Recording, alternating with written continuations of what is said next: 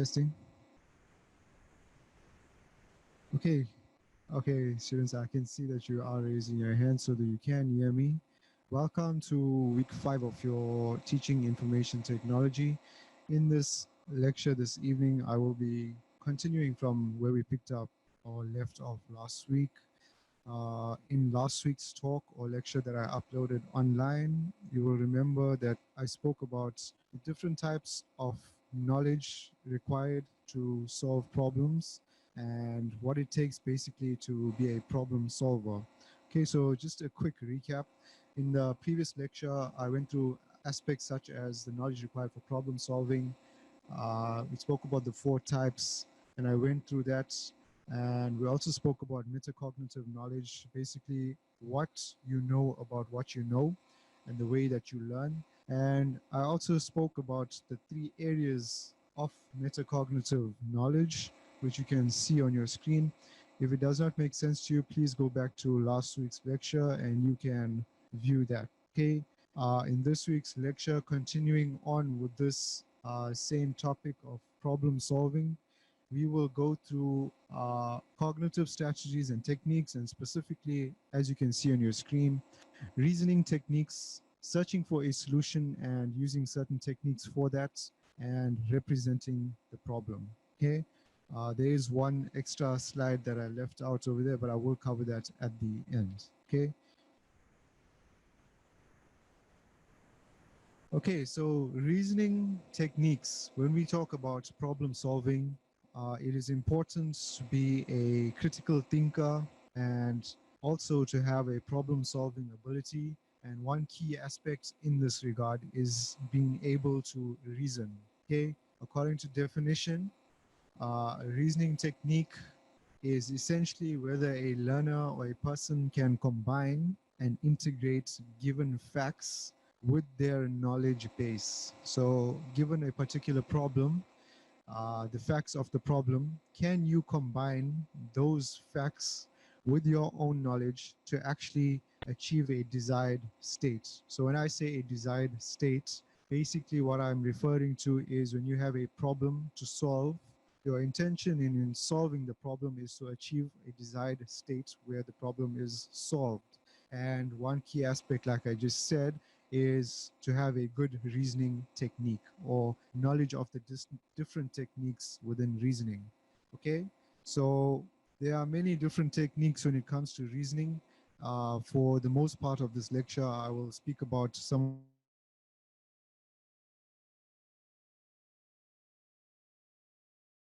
of the techniques that speaks about. Okay, that we will go through in this talk are as follows: deductive reasoning, inductive reasoning, backward chaining, forward chaining, and logic. Okay, and as I'm going along, you will see more that backward and forward chaining are essentially very similar. Deductive and inductive reasoning will also become more apparent. It will also become apparent that we indirectly or inadvertently use deductive and inductive reasoning on a daily basis. However, we put the terminology and the terms towards these for the sake of enhancing our knowledge on problem solving. Okay, so the first topic that we'll look at there is deductive reasoning. So what is deductive reasoning? If you look at the formal definition, it states in your textbook that deductive reasoning are the facts, rules, and knowledge that are used to arrive at new knowledge. Okay, so based off a different set of facts that exist, rules, and knowledge, basically you will arrive at a new set of knowledge based on current information provided. But what does this mean? Okay, so just to provide you with an example, I will provide you with an example in terms of using different statements to deduce a final conclusion. Okay, so let's look at one example of what we mean when we say deductive reasoning. If I tell you that a certain statement A is true and a certain statement A implies that B is true, we can therefore use deductive reasoning and state that B is also true. How did we arrive at this? We basically first set out that the statement A is true, and then we said that A implies that B is true. So in saying that statement A is true, we can then finally conclude that statement B is true. Okay, so this is an example of deductive reasoning in terms of using existing facts, rules, and knowledge in order to arrive at new knowledge. Okay, that's the underlying principle. If you look at another example of deductive reasoning, we can see there statement A, if it rains, the grass is wet. Statement B, it is currently raining or it is raining. What can we conclude from that? Therefore, we can conclude that if B is true, then we can say that the grass is wet. Okay, so essentially, if I tell you it is raining, you can obviously deduce that the grass will be wet. Okay, so this is an example of deductive reasoning, and this is important when it comes to problem solving. As I mentioned last week, when we deal with problems, you have different types of problems, two specifically, and the one that I spoke about was an ill-structured problem, and the second type was a well-structured problem, in the sense that when you have a well-structured problem, all matters or all aspects of the problem are stated, and there is no guesswork, there is no analysis. With regards to an ill-structured problem, I mentioned that all the facts of the problem are not mentioned. It is up to you to do the investigation and to use your reasoning technique to actually arrive at the final conclusion of what is required. So therefore, when it comes to problem solving and reasoning, deductive reasoning is a very important form of reasoning. Okay, so that's the first type that we said. The second type that we talked about, or that I listed there, was inductive reasoning. Okay, when it comes to inductive reasoning, remember it is the opposite of deductive reasoning, where we said we use existing facts and knowledge to arrive at new knowledge. However,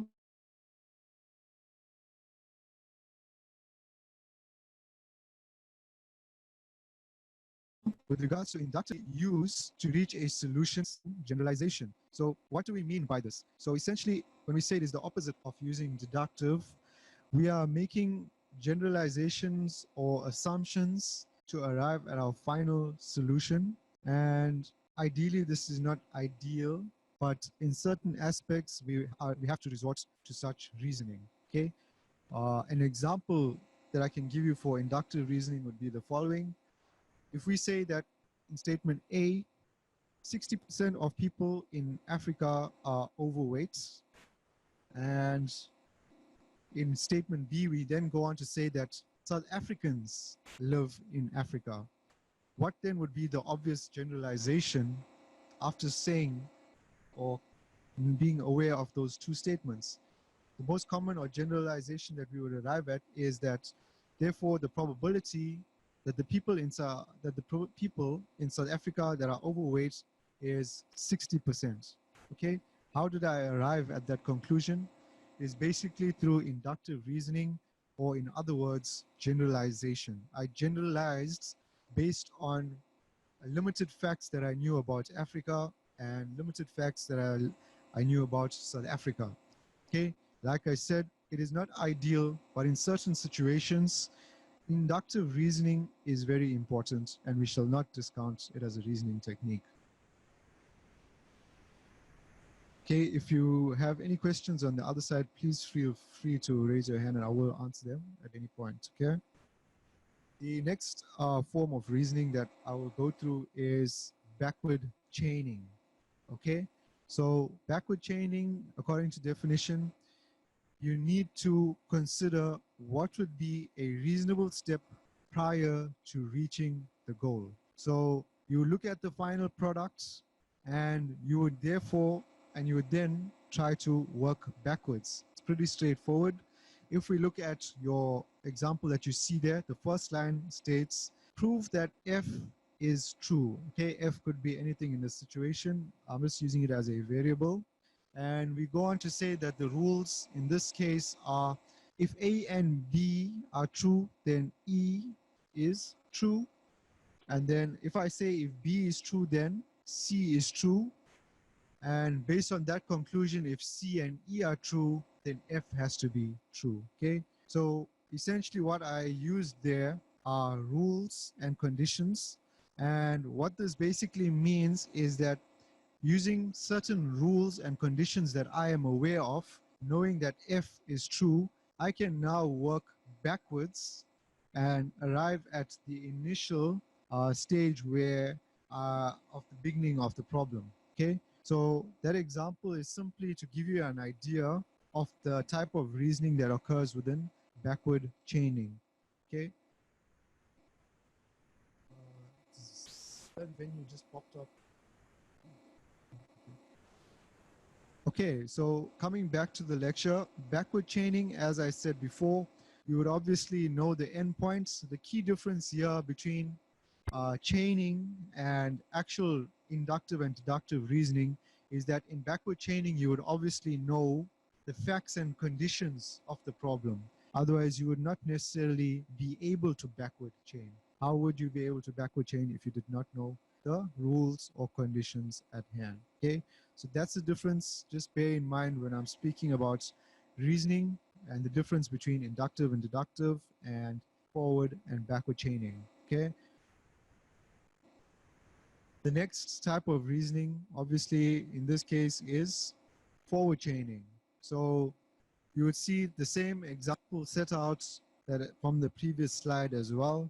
Forward chaining, in this sense, basically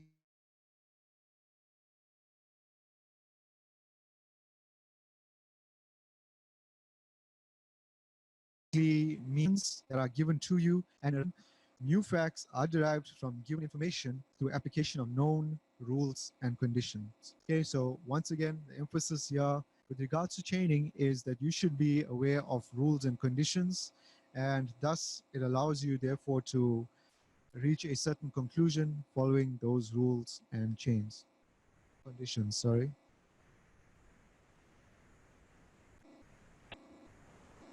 Okay, and the next form of reasoning that we use is logic. Okay, so the use of logic in this sense, according to definition, is a use of correct reasoning to form arguments and conclusions based on given assumptions. Okay, so logic, therefore, as you can see, is not just pure conjecture, it's actually based off given assumptions to form a coherent argument or conclusion. We don't just base our reasoning off thin air. There are actual given assumptions or facts. Okay, and the example that I use there, as you can see, Harvey is always absent when it rains, and it is raining today. Therefore, we can conclude that Harvey will most probably be absent today. Okay, so essentially, I've used the given facts that are given, and I arrived at a conclusion based on those facts. Okay, and this is very important when it comes to programming, as when students are given these sorts of questions, sometimes they are required to actually uh, reason with this and try and develop a solution based of limited facts. Okay, in the real world, you are not given all the facts of a problem. You are given some of the facts, and it is up to you to perform an investigation, and your logic is critical to actually reaching the solution. Okay, and then with regards to actually imparting this or using this as a teacher, it is advised that you actually give students short logic exercises before starting a lesson. Okay, so what this essentially allows or basically affords the student is an ability to start thinking critically and start thinking logically. It also allows them a chance to start using their reasoning techniques and develop their problem solving ability. Okay, so with regards to specifically within information technology, it is always advised that you, before giving a student an exercise within programming, to start make them thinking. Okay, so you have to start them off and start exercising their thinking ability and get them thinking about the problem at hand. Okay, that's the whole idea behind imparting problem solving ability within students.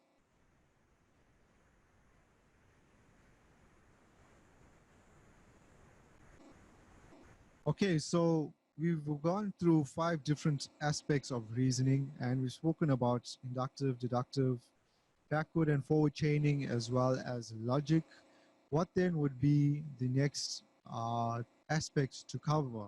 Once you have reasoning ability, you are aware of the different types of knowledge, you would then go ahead and actually search for a solution. Okay, so when you are searching for a solution, it actually requires you to be methodical and to actually work in a manner that is most efficient, and to properly document your solution process, and to basically be the most efficient in order to solve a problem. As you know, when you give a student, or for any person for that matter, a problem to deal with, they do not have unlimited time to deal with this, especially within the workplace or exam situation. So this next aspect of this talk, searching for a solution.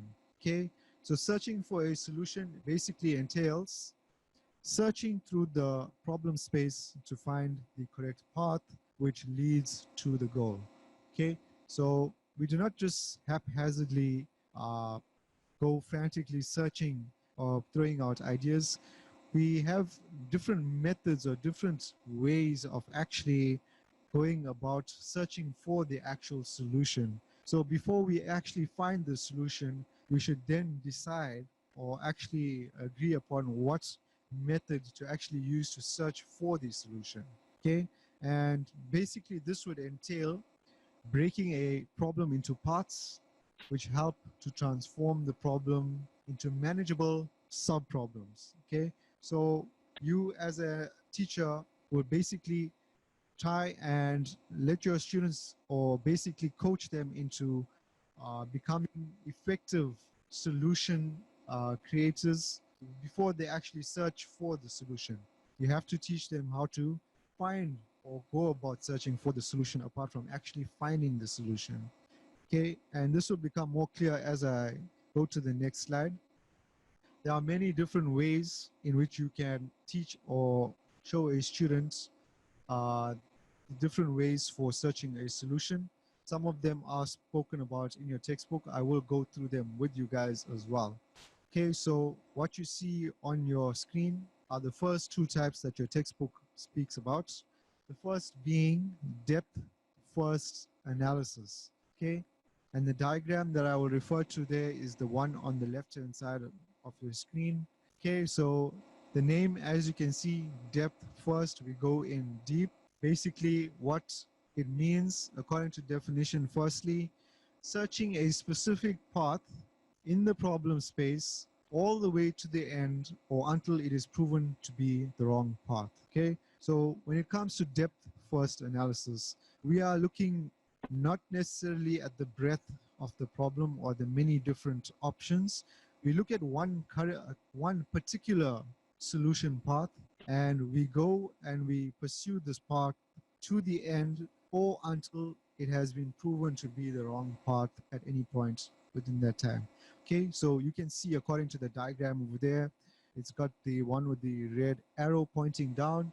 We start at point number 1 and we move on to point 2, point 3, and so on and so forth. Okay, before we actually move on to a different avenue.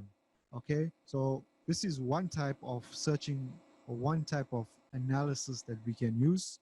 The second type that you see there, breadth first analysis. What does this refer to? Okay, so the opposite of the first one, searching a specific path in a problem space all the way to the end. Okay, I think there is a typo with this one. It's actually supposed to be different paths, and we will select the actual most the different path, or the one that's more coherent, or the one that proves to be more uh, viable. Okay, so in this instance, I think there's a typo in my slide. It's actually not supposed to be what it is over there. As you can see, it's actually just a replication of the top. But when we refer to breadth first analysis, let us look at the diagram and you'll get a better understanding. In the first one, we went depth first, we went 1, 2, 3.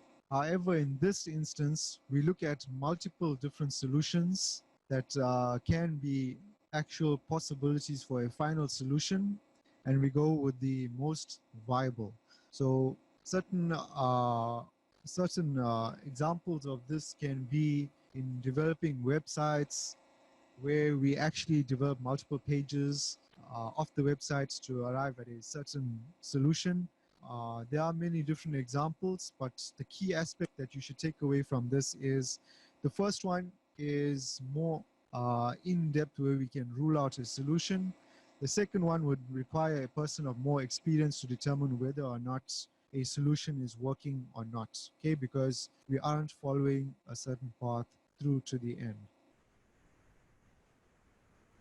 Okay, there are a few more types of analysis that your textbook speaks about, but for the most part, these two are very important. I will cover the others in the next slide as well. Okay, so as you can see there are 7 more given to you. I know it looks like a lot, but you probably have inadvertently used these types of analysis, whether you know it or not. As we are going through it, you'll probably read it and it'll probably resonate with what you already know. This slide simply puts a formal terminology to the aspects that you probably already know. Okay, so let's go through them. The first one, means ends analysis. Basically, what this entails is forming manageable subproblems. Okay, so we want to reach a certain goal or a certain solution to a problem, and we use means ends analysis, which is just another terminology for saying break up the problem into subproblems to achieve an end result. Okay, nothing more.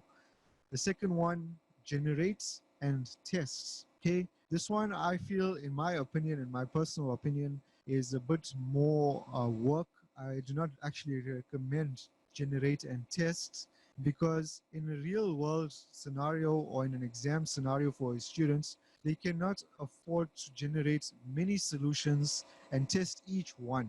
This is not realistic, okay? But for the purposes of understanding or being aware of reasoning techniques, we should understand that it is there, and if you have unlimited time, you can use it, okay? The third one, aim-driven techniques. Basically, with this one here, it's also similar to generate and test. However, it's more specific, and I know the definition is almost the same as generate and test. The difference between aim-driven technique and generate and test is aim-driven technique has more specific goals. Okay, generate and test is a haphazard form of analysis, and if it's not clear to you, I will put up more information from your textbook from Elsa Men's 2015 discussing it. However, the book even doesn't go into much detail. They give you about 4 or 5 lines worth of definition for these two, and I personally wouldn't recommend teaching this to your students. It is not the most effective way. Okay, the fourth and the fifth refer to a bottom-up strategy and a top-down strategy. Okay, so within these two strategies, it is pretty straightforward. If we look at a bottom-up strategy, let's look at the definition firstly. Planning individual parts of a problem to form a combined solution. Okay, so when we say planning individual parts, the example that I like to use here is that of development for a website, wherein you actually develop each page within a website to provide a complete web solution to a client or for a project. And this could be considered a bottom-up approach.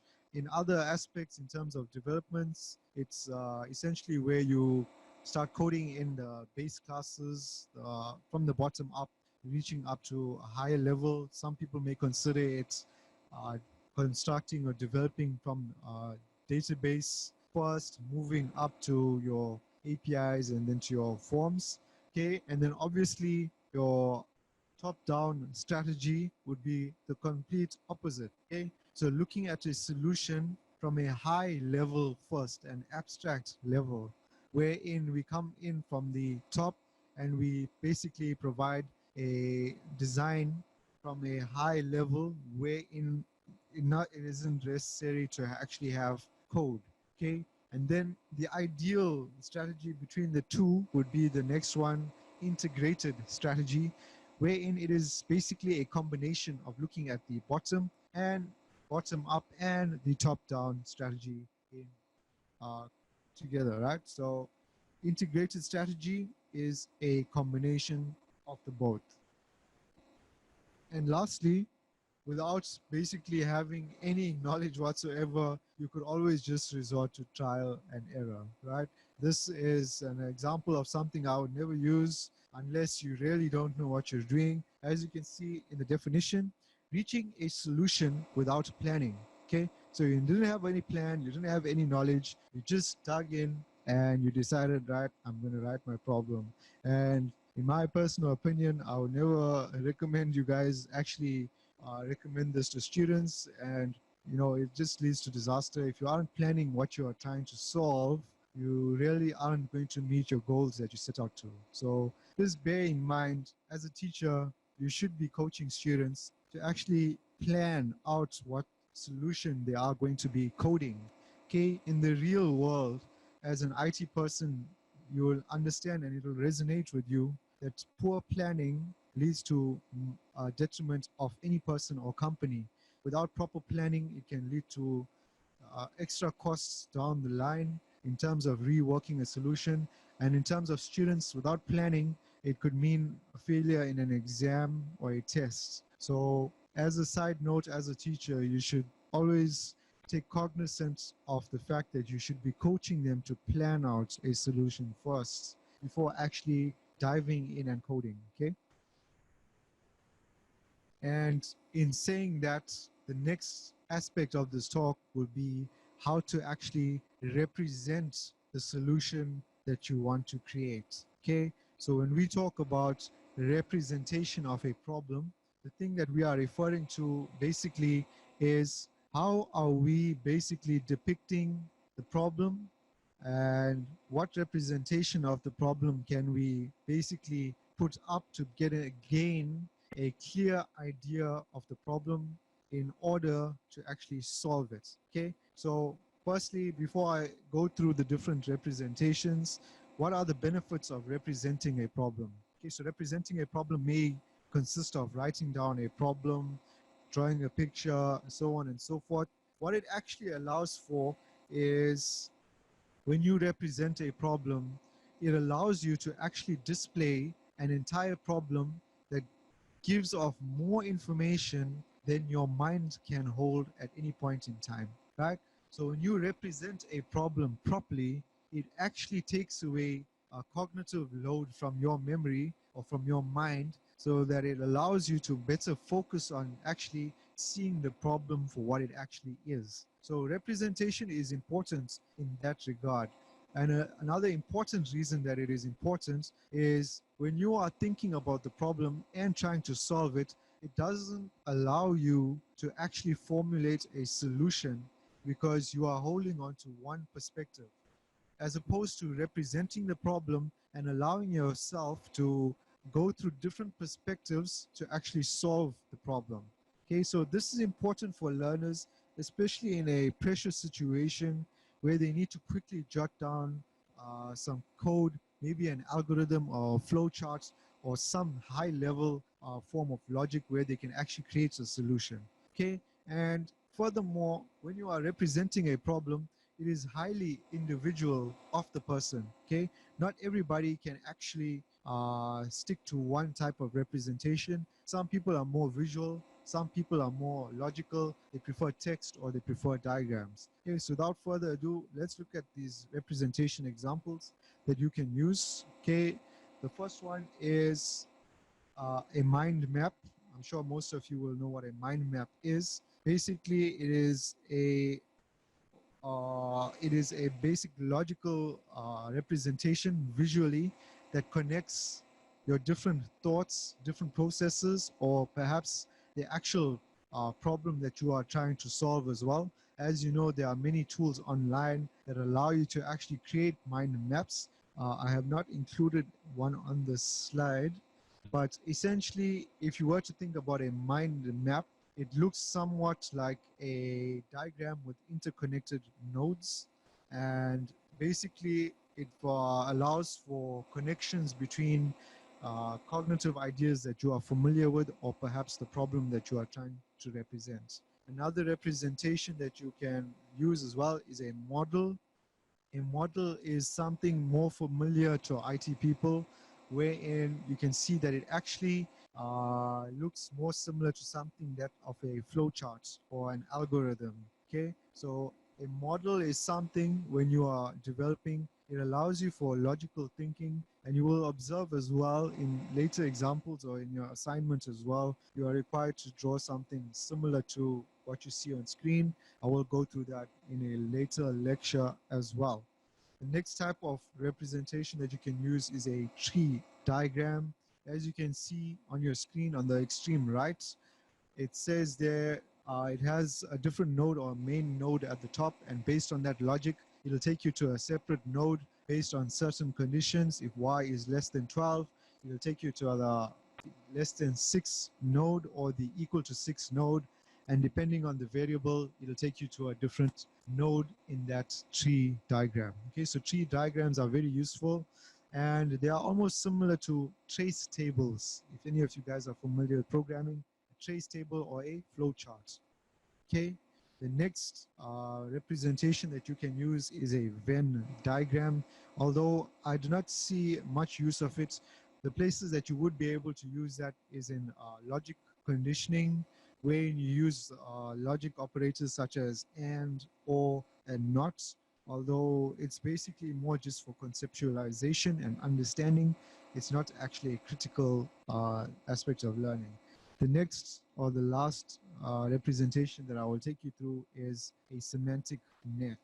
Okay, so a semantic net, basically, as you can see from your screen, if any of you are in IT and you have looked at an object or class diagram or an ERD or a DFD, you would see many symbols or symbolisms or semiotics that look familiar in a semantic net. So I will draw your attention to look at it.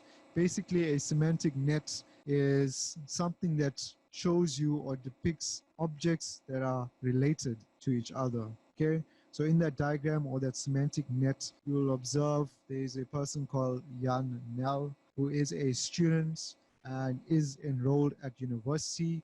And you can basically observe that every object is within a box, and the describing words that are used between the arrows basically create a representation of the interaction of the objects. Okay, so the idea behind showing you this in order for you to actually let your students know that there are many different ways in which you can represent your problem to students in order that they can conceptualize the problem better. Okay, and we obviously went through the reasoning for representing a problem not too long ago. Okay, so representation of a problem is very important.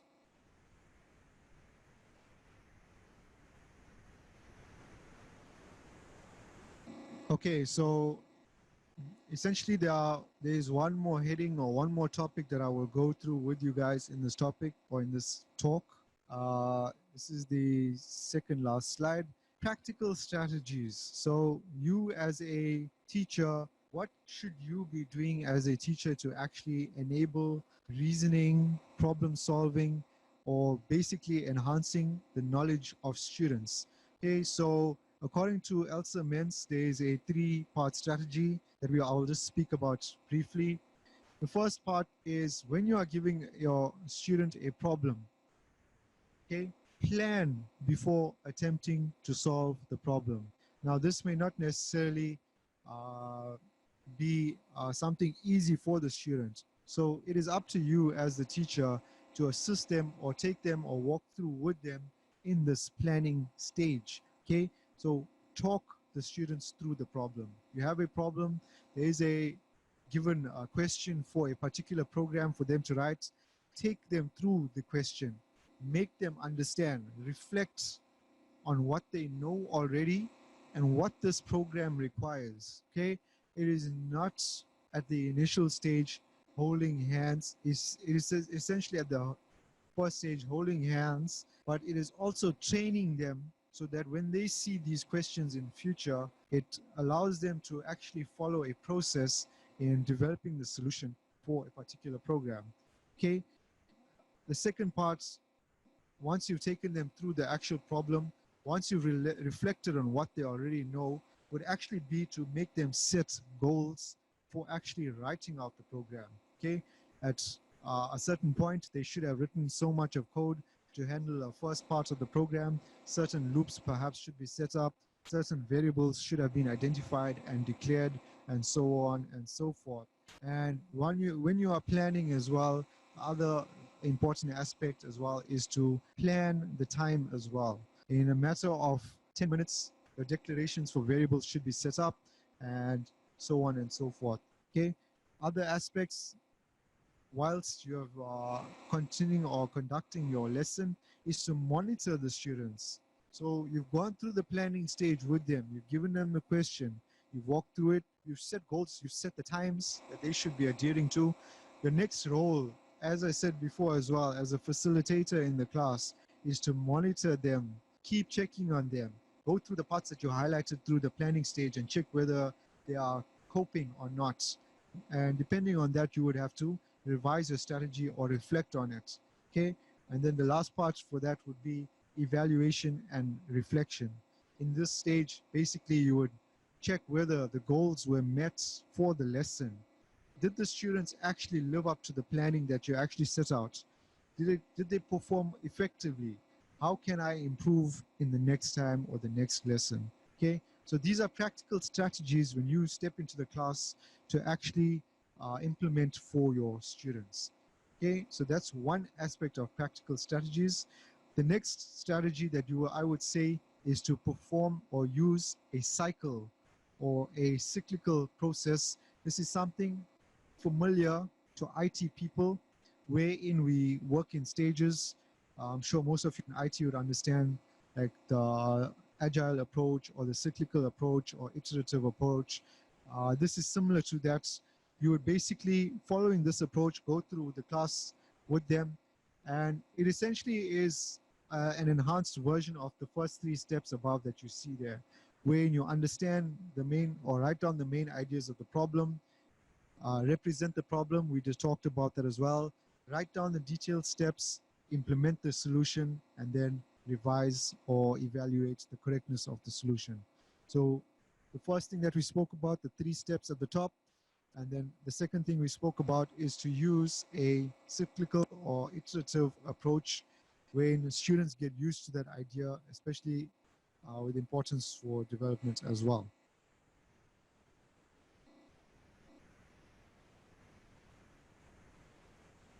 Okay, and the last slide for today's talk covers two more important strategies that you can use as well. The first one is to implement critical thinking or to conduct or promote critical thinking. So how do you go about as a practical strategy to promote critical thinking?